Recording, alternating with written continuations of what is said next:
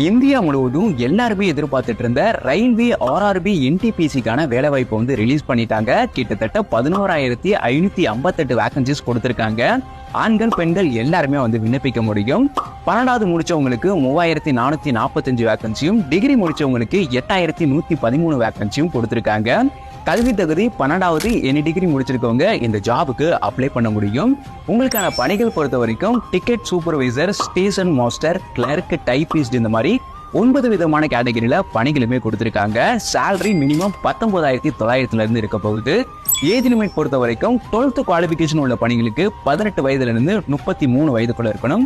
Degree qualification உள்ள பணிகளுக்கு 18 வயதுல இருந்து 36 வயதுக்குள்ள இருக்கணும். வயது தளர்வுகளும் உங்களுக்கு கொடுத்திருக்காங்க.